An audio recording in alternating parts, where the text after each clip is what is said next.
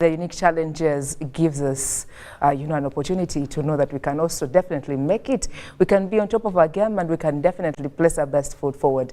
I am honored, and they shatter ceilings. These are remarkable women, amazing, inspirational, and they're great mentors. They're parents out here, and then they're paving way for the young generations to come.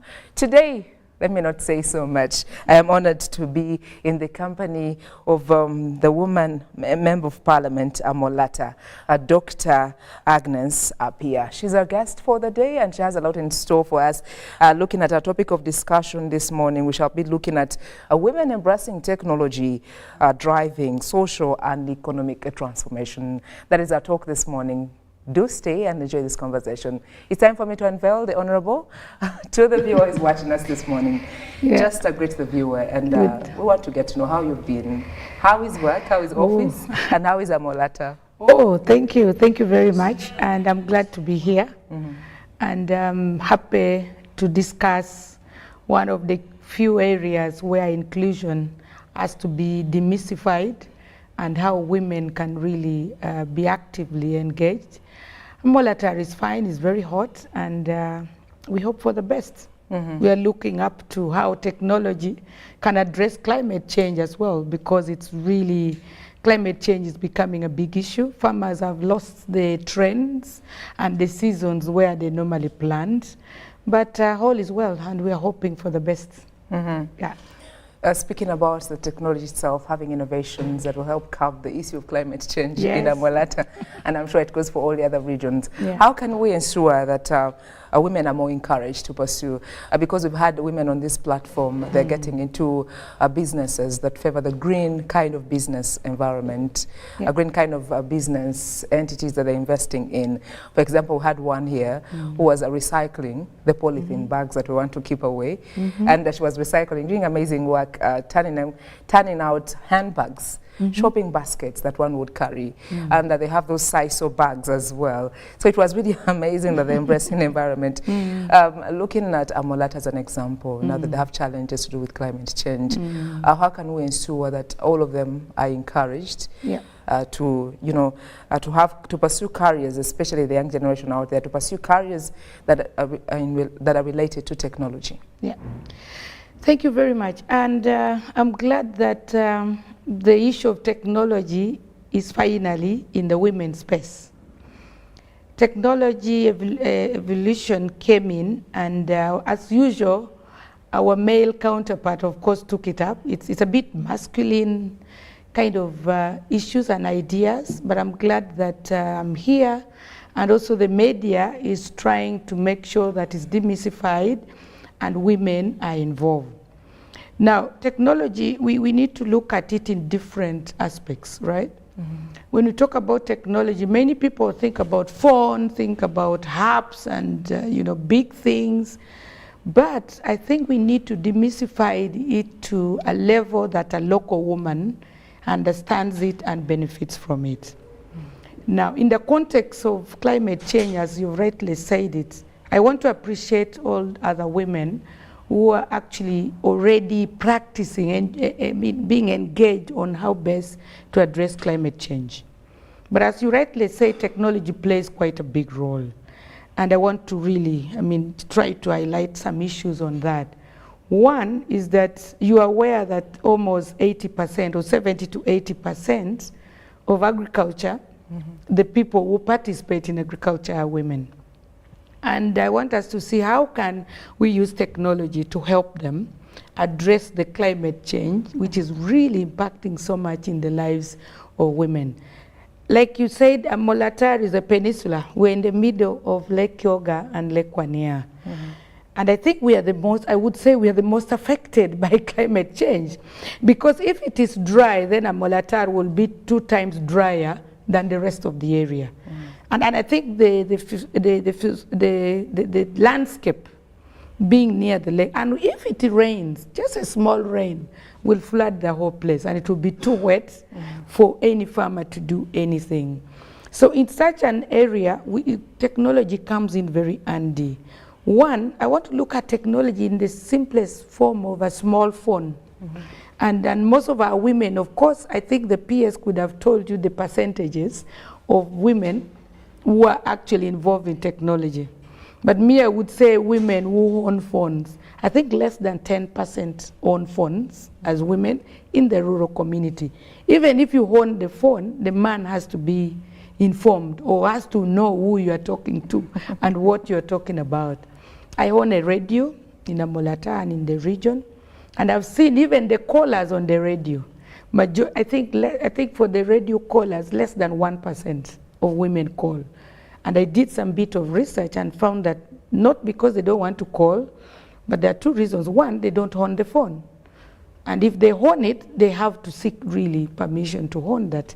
And you would see that those who call are really empowered, and their men encourage them. So in the context of ownership of this technology and how women will be involved and included in the process, then I think we need to raise awareness in the community. And we also need to involve men to make them understand that, come on, your women, your wives have also good ideas to call on radio. Your wives need the information to help them in the farms.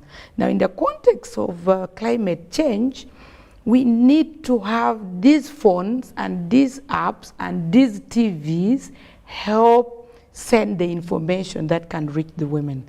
When I was driving today, I had my sister who came from the village and was telling the daughter, oh, let's go and see UBC. Apparently, our local communities actually watch the UBC more because I understand you give free, they can watch even if you have not subscribed. Very true. For, is it DSTV or the smallest thing? The so I was actually impressed. I said, oh, that's good to know.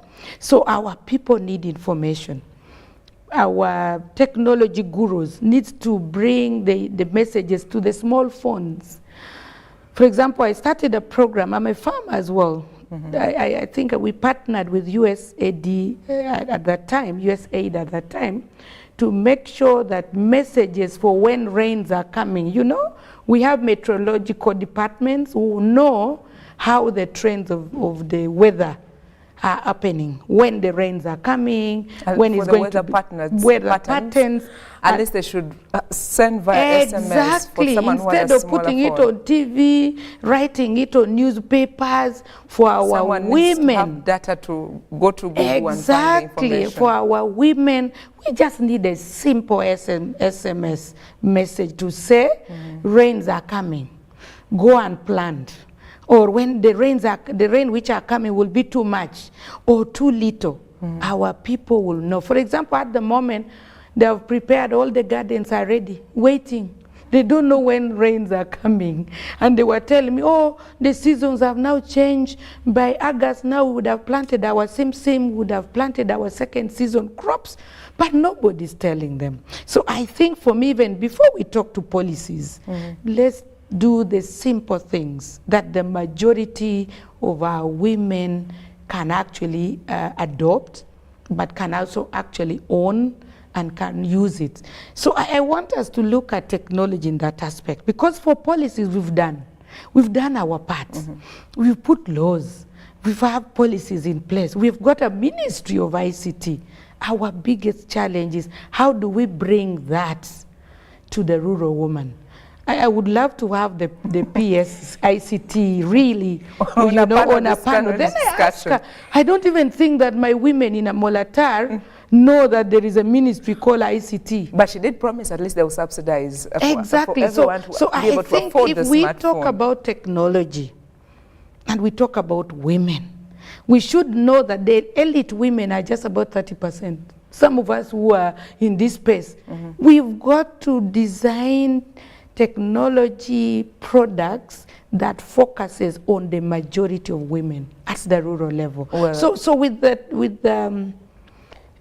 climate change, when you talk about climate change, for example, planting of trees, at the moment in Amolatar I've started a movement of ensuring that every household, every woman has at least 10 trees. I'm now starting a nursery for cashew nut. I don't know whether you know about cashew nuts, because I realize if they plant the ordinary trees, they're going to cut it for building, which is good enough, yes, but cashew nut, it is a nut. It is like coffee. So at the end of the day, they'll have more better They will have benefits. they will earn from the tree. They will use it as as a shade. They can also cut a bit of it for cooking and something like that. So I think those are some of the climate change issues that blend with technology, that we've got to use the simplest, the basic, tools of ICT that can help our women. Well, we cannot do away with still talking about the policies that have been put in place, and some of the specific initiatives that you'd love to cite out, or maybe the policies themselves to incorporate the women. If I take you back in March, when we did celebrate the Women's Day, the theme there was favoring, and it was specific, to have the gender gap. How can we bridge the gender gap? So that it was all about equal opportunities, so that we have the women included. What are your thoughts to that when it comes to those policies and the initiatives? Thank you very much. First of all, we need to appreciate the government of Uganda, that I think we are one of the countries who are really doing very well in women's inclusion, but also in women's empowerment. Empowerment and inclusion move together. You're not going to include somebody who is not empowered to engage in the space. So we've got to look at empowerment and inclusion at the same time. So you'll appreciate that most of our laws and our gender responsive laws really has tried to make sure that our women are involved, are included. And even that theme alone and the equal opportunity alone, for example, we have laws. We have laws, for example, of 30% inclusion of women to partake of the procurement in this country. I don't even know whether women know about it. Women has all the procurement, including the road constructions. And I think at one point we even engaged Alan of UNRWA, that where are the women? Okay? At one point we even engaged the ED of KCCA. Where are the women in all this? But you're going to find women being put to sweep the roads. When you travel in the evening, you're going to see the women. So I think the inclusion, the equal opportunities don't need to remain in the laws.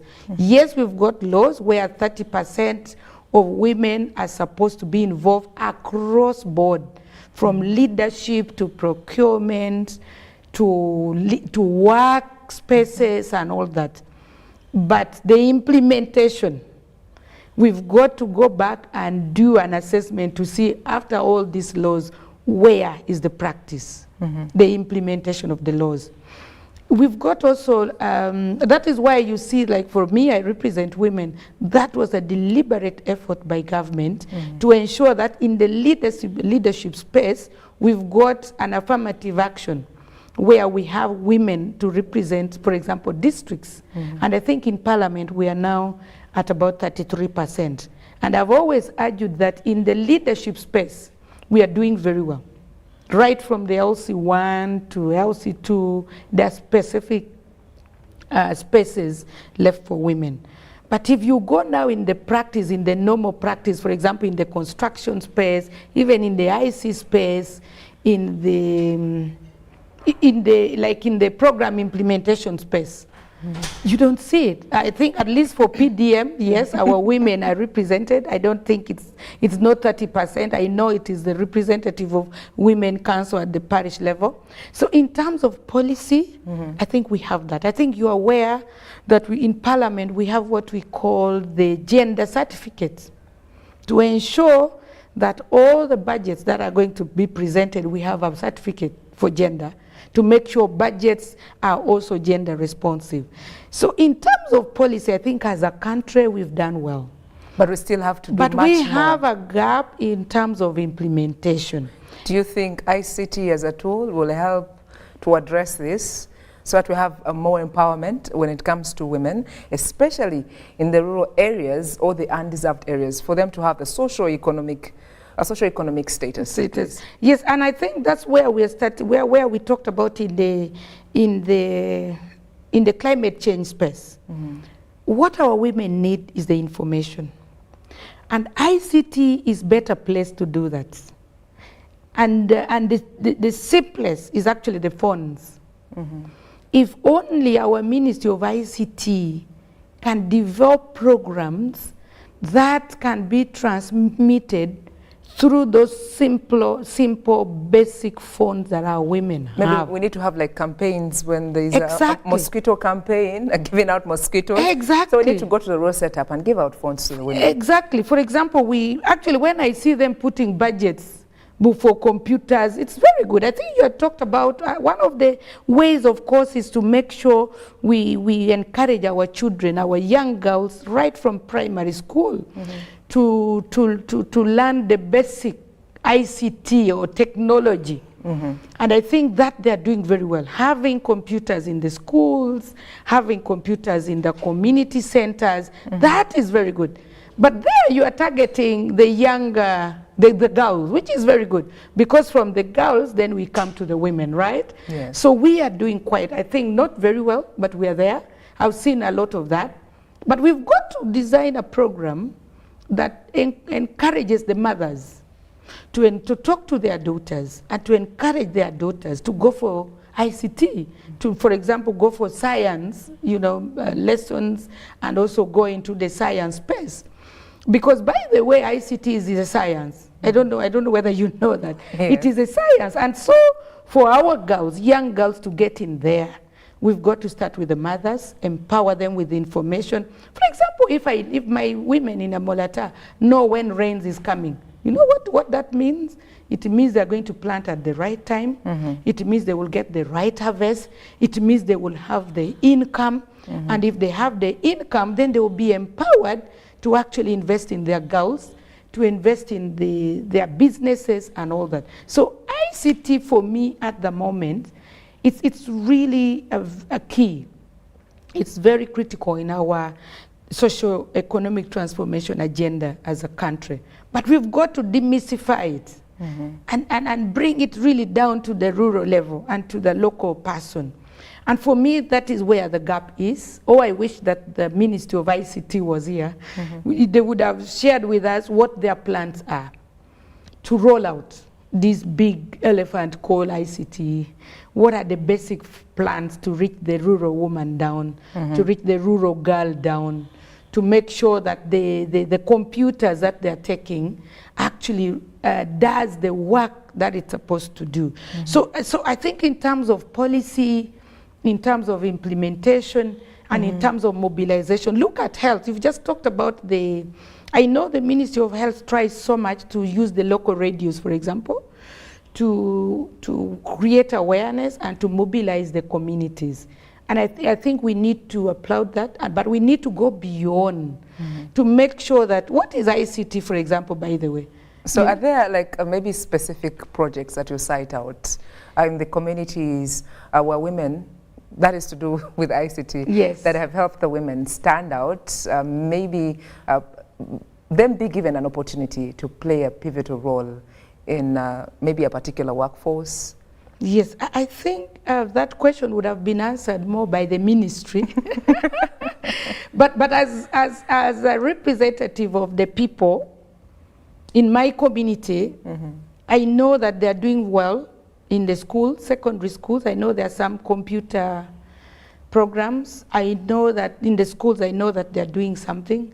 And then maybe at the district level, that's where, but really at the rural level, that's where I am advocating for community awareness.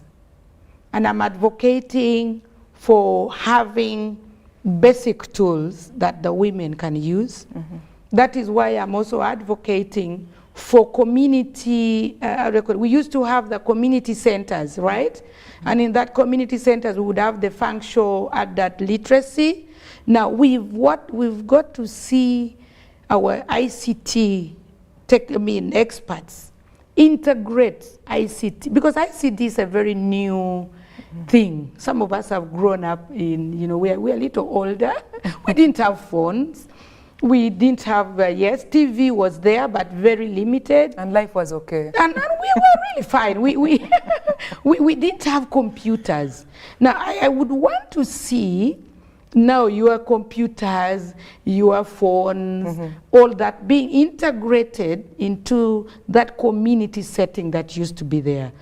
I'm struggling as a people's instead of it coming representative. up and breaking. Yes, it shouldn't come to break the existing The structures, families and the which existing is there. structures. But we've got to integrate it within the existing family structures, community structures, religious structures, and traditional structures, So for that example. even the old ones Exactly, who have can lived adopt. before us Exactly. can embrace this technology. Because these phones you're having now, yes, you can think that you're really up there, but there's very good information. And that is out there. We used to have the fireplace, for example. So how do we use those tablets of yours and those phones of yours at the fireplace so that our old generation can actually use that to integrate the information that they used to have. So for me, the discussion of ICT shouldn't be isolated with the existing structures. And for me, also the policies, and I like the theme for our Women's Day this year, the inclusion, but also the equal opportunity, right? If we have computers for the youth, and the youth are doing well with the computers and the phones and all that, how can we involve and include so that we're really having that opportunity as well as women, both the elite women, but also the rural women. So for me, I think the discussion should be the mainstreaming of ICT into gender discourses, but also into the rural transformation as well, but also into the existing system, other than having it as an independent kind of thing. And for me, it is really an added value. It is an value addition to the existing structures that we have. But I must say that our women are very innovative, right? And they're very adaptive to the new technology that is coming up. So our thinking and our planning and our discussion in this kind of spaces should be how to involve them and how to integrate them and how to mainstream some of these things into their normal life. And I think the good example is the climate change that we've talked about, but also for our girls, for our young girls to come, like I said earlier, how can we make sure that our women, our mothers, are part of the discussion? Because they'll be able to they'll be able then to start the young nurturing the ones. girls right from the childhood. To embrace the Embrace the sciences. science. Otherwise, yes. And then for the fathers to know they can still invest in the girl child to do the science Exactly, courses. and I've always talked about this in all the women's spaces, that we are not going to achieve women's empowerment if we do not involve the men. We've got to involve the boys, we've got to involve the fathers, so that everything we are talking about, they're really part and parcel of that. So what do technology. you think government should do at the end of the day? Because we need the collaborations to achieve the inclusivity and the empowerment. Do you think government should be having collaborations with the private sector? You never know, we could have an organization giving out smartphones to those undeserved areas, and as well as maybe involve the civil society organizations for us to have an environment of inclusivity and be able to bridge that gap as well. And boost the women. What do you think? I think the role of government is always very clear. And you know I'm part of government, right? Being a member of parliament.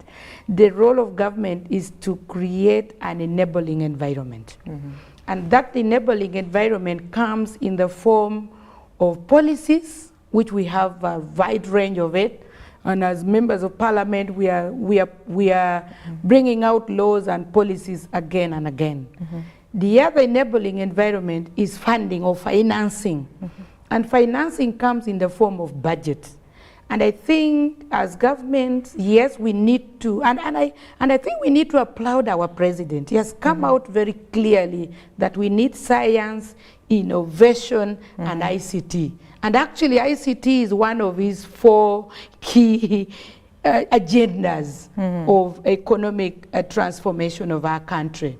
And so that is the element that if we have a good will, we have a very good political will. And that is why the president is always out there advocating for ICT, for innovations, for science. And now as parliament and as government, we need to follow that up with the funding of all this innovation and ICT ideas. Now the other enabling environment that government does is to ensure that we have a good laws and policies for private sector. And you really rightly talked well that we need the private sector. The country also has to be aware that we have a public-private partnership law in this country. And that's why you hear that you've got Chinese partnering with government of Uganda to make a road. We want to see that PPP, the public-private partnership in the ICT and innovation space. We want to see private sector coming up, partnering with government to make sure that all these ICT issues are rolled out up to the last mile. I think you've heard about the last mile, right? Where the ministry, I think of ICT, is making sure that the cable, they call it underground cable. I'm not an ICT guru, I'm an economist. That work is being done across the country. So that is the enabling environment that government is doing to ensure that ICT reaches out to the last, actually they call it last mile. Yeah, making sure that those cables go all over the country. And we are able to access, for example, they call it what? This thing for the phone is called what? The 5G. The fiber things, but also internet. Yes. I think you're aware that in this last budget, government has reduced the cost of internet. And in that is the enabling environment. Government making sure that there is access to internet, there is access to TVs, there is access to radio. You're aware that government has, I think line says, so many radios. All those efforts that government is doing to make sure private sector, community, government, and all the leaders are really part of the movement to make sure that ICT, and ICT by the way is so critical in development. And so I think in terms of the political will, the president has stood out and he talks about it every other day. As parliament, yes, amidst the limited resources we have, we are making sure that there is budget in place. So there's limited resources. Yes. We cannot hold you hostage. I know. Now that you're representing government. We allocate resources based on the resource basket that we have. And let's get to know if there are legislative measures that have been put in place to have that, the inclusivity, to have a when it comes to digital ecosystem. Yes. What have you done on the legislative measures? I think only that I can't get it off head now, but I know we have a law and a policy that regulates the ICT provisions and also the ICT dispensation in the country. And I think recently my colleague Honorable Sereko brought a private member's bill, although people say that it was restrictive and all that. But we are saying, much as we have the leverage and the space to participate or to engage in this ICT and innovation, we've got to restrict it. And I think that that law was passed, that yes, even if you are using the phones and use it in a more responsible way. So there is, Parliament is very cognizant always in any economic or ICT or things that impact in the lives of our people. So in terms of the legislative agenda, we've got private members' bill that was passed. We've got the law. I think I need to recollect and get the real title of the law that regulates our ICT operation in the country. But also, I think the other thing is that the country also the government also put a ban on, I think there was a time that all these old computers all over the world was being dumped to the country. We said, no, why don't we come and start doing our own in the country? And I think that has also saved our country from some of those, old things that we normally bring to the country. So in terms of the legislative agenda, I think we are doing our part. And very recently, you've seen that private members bill in the floor of Parliament, and it was passed. And our Ministry of ICT is a new one. I think it's not really as old as other ministries. And we are really trying to make sure they're supported to do the work that they're doing. And so in terms of policy, really, I always say that if there's a country that has got the best policies in the region, is Uganda. We've got very good policies. It's now our role as the citizens, as the leaders, but also as a technocrats to make sure that we implement these laws and policies for the good of our people. Remember, all this we are doing to ensure that our people are protected, our people are empowered, but also the services, the ICT and the science services are also available for our people, but also our people are prepared to uptake, some of these innovation that are in place. Yeah. Okay, yeah. Well done. We do commend you for the great work. Thank you. Well, for those of you who are just watching, if you've just joined us, it's good to know that you're part of this discussion as we continue to celebrate women in ICT and in their various spaces. We're coming to you live from Broadcast House, Nile Avenue, and honored to be graced this morning by the Honorable Woman Member of Parliament for Amolata. Dr. Agnes is a great inspiration for us this morning. Well, I'm just getting to know, in your own perspective, how do you envision the future of technology when it comes to the women being part of it? And maybe you can share ideas, maybe particularly what steps can be taken for us to amplify those voices and their contributions in this very sector. Now that you talk about the rural woman out there who still has challenges and they cannot own a smartphone, or maybe they're limited. Because I know it's a male-dominated environment, and that to have a phone, you need to be in consent with your husband. Now that we still have those tiny, unique, yes, the stereotypes. How would you envision the future of technology with women being part of it, and maybe steps to be taken to amplify their voices? Yeah, thank you very much. And I think, as we've discussed before, is that technology is here to stay.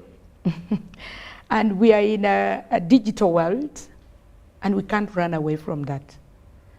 What we need to invest in is the idea of leaving no one behind. And usually the people who are left behind are women. So I think we need to be deliberate, and we need to be encouraged or supported to make sure that women are part of this. And there's no doubt about it that the digitization is going to be the future of the world. I don't know, after 10 years. This thing has come, I think, less than 10 years. How old I am, I think I'm a bit old. I don't want to say it here. But I think at 30 years, like I said, we didn't have this. The future is on digitization. The future is on technology, and we can't run away from it.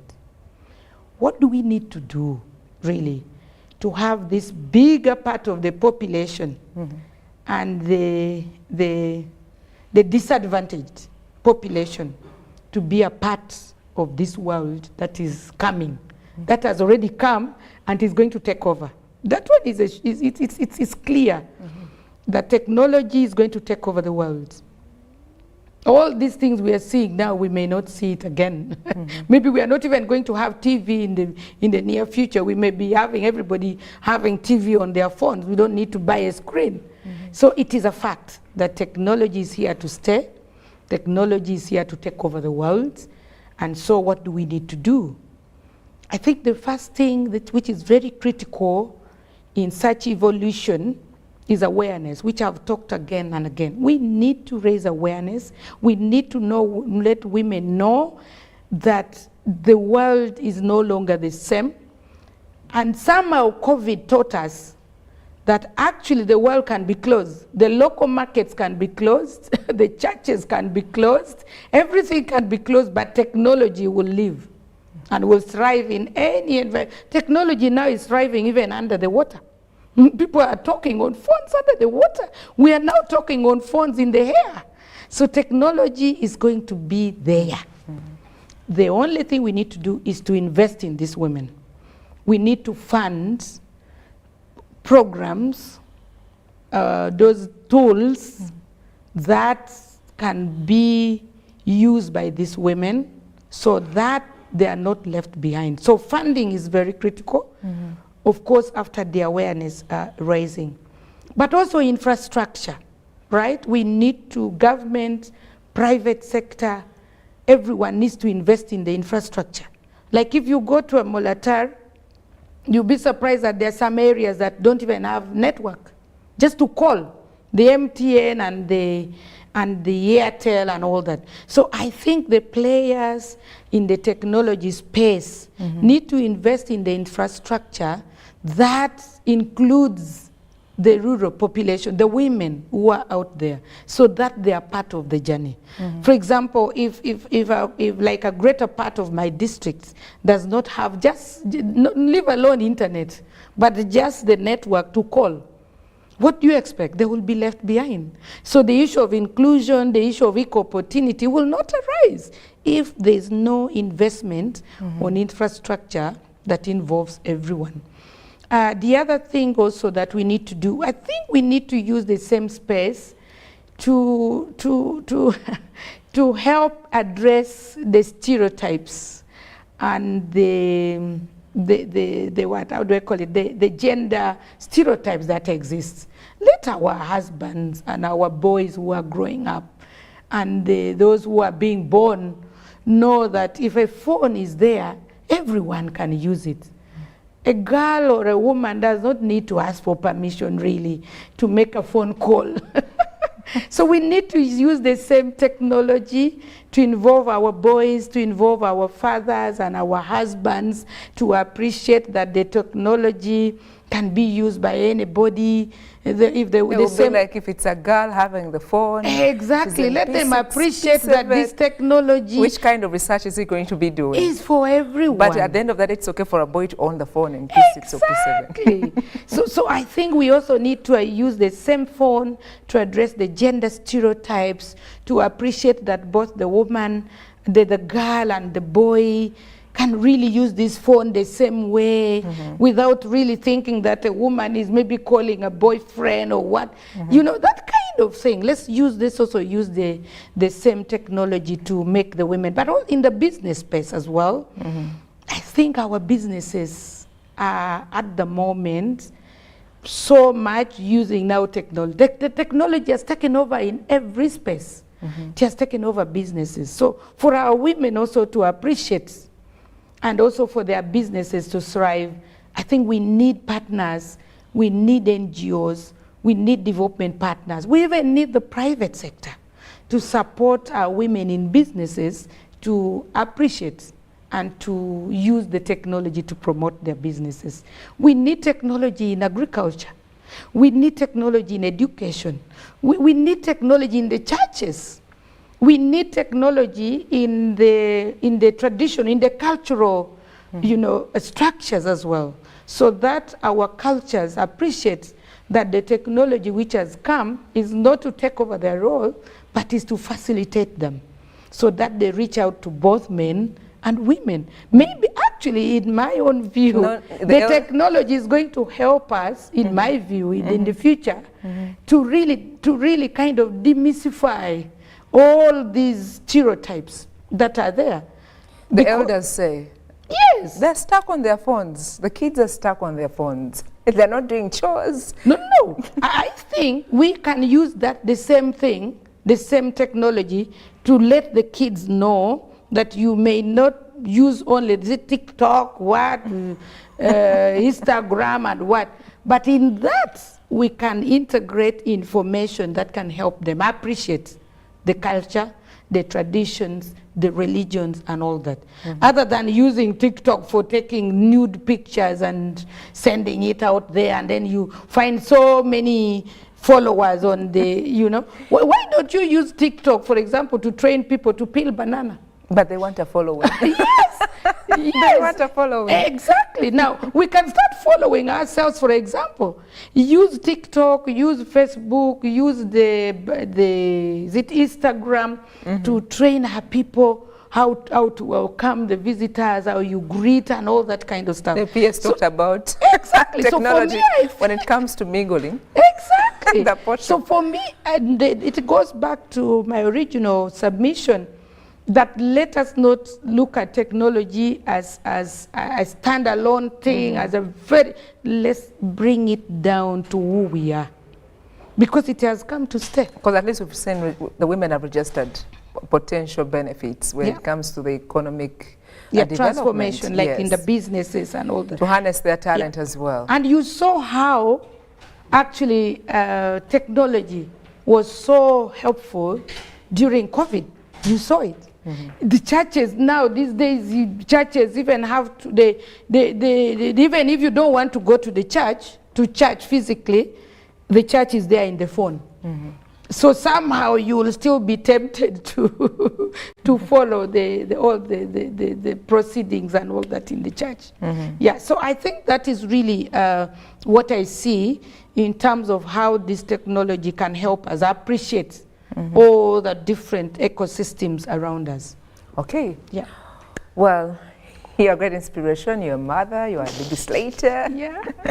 And you're serving your nation well. Yeah. We do appreciate and commend you for that. Yeah. I want you to speak to the women who are watching. Okay. Yes, because they've been here on this platform and they've encouraged one another when it comes to the economic empowerment and what we can tap from ICT itself. Yeah. And the challenges are first when it comes to maybe getting funds or role models or mentors.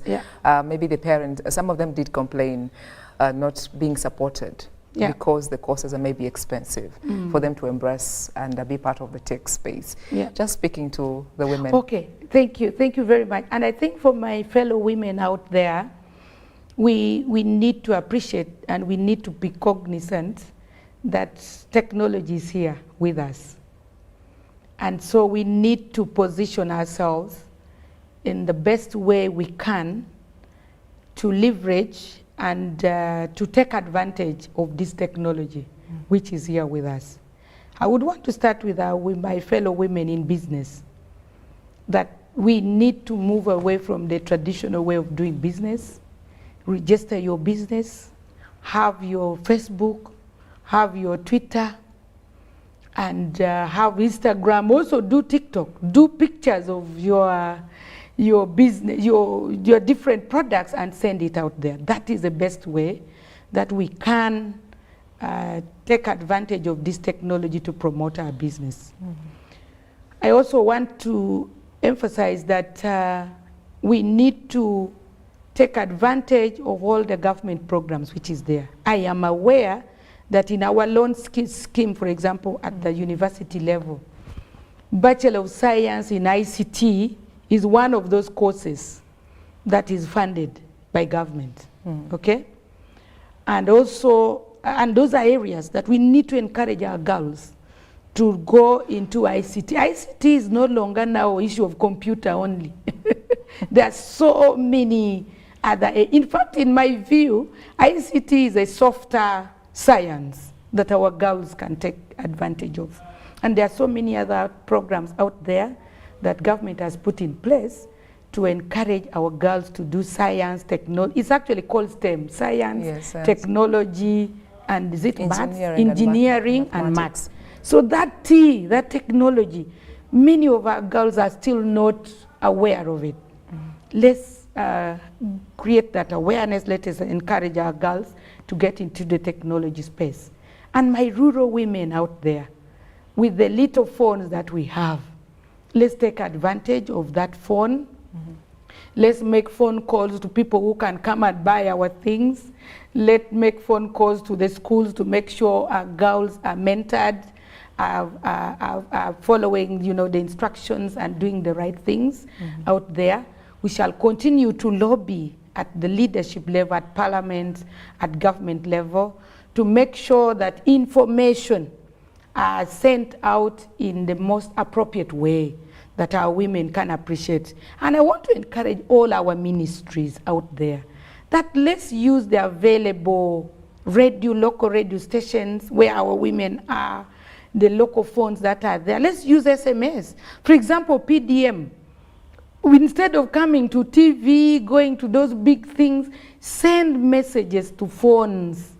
Send messages to local radio so that our women are mobilized and can be able to uptake the... And by the way, government has put 30% to be the PDM, that women should take at least 30%. But the women out there are not aware. And as government and as ministries, we are not taking advantage of that. I also want to encourage our women to join leadership positions, right from church. A member of parliament is the highest, but there are so many. Instead of sitting back and relaxing, instead of the sitting men are back, taking up the managerial exactly, positions. let's get in there. Make sure in PDA, make sure you are the, how do I call it, the committee, be there.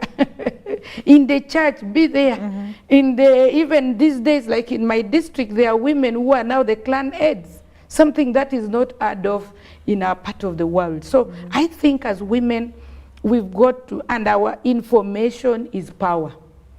Get the information and engage in everything that you're doing. In terms of the economic transformation, economically, you cannot transform economically when you are not engaged in any productive activity. Get out, be productive, and position yourself for any opportunity that can come. Well, we have a few minutes left. We cannot let the honorable member go without sending greetings to the people in Amolata. Thank you very much. And for my people out there who are watching and listening to me, I love you so much, and I'll always try as much as possible to make sure that any available opportunity that is there reaches you down at the grassroots level. Thank you very much. And I greet everyone who are watching me. Well, thank you for serving the nation. Yeah, thank you. And representing the women. Thank you well, so proud much. to have you. Thank you. Thank you. Well, it's been an honor to spend time, and of course it's been a great episode. Thank you to my dear viewer who has made it a point to join us this morning. I'll be looking forward to spending more time with you. That is tomorrow, same time. For this episode, I was graced and inspired by the honorable member representing Amolata, Dr. Agnes Appiah. Wish her all the best. She's really been a great encouragement to us and an inspiration. On short notice, she came through amazing.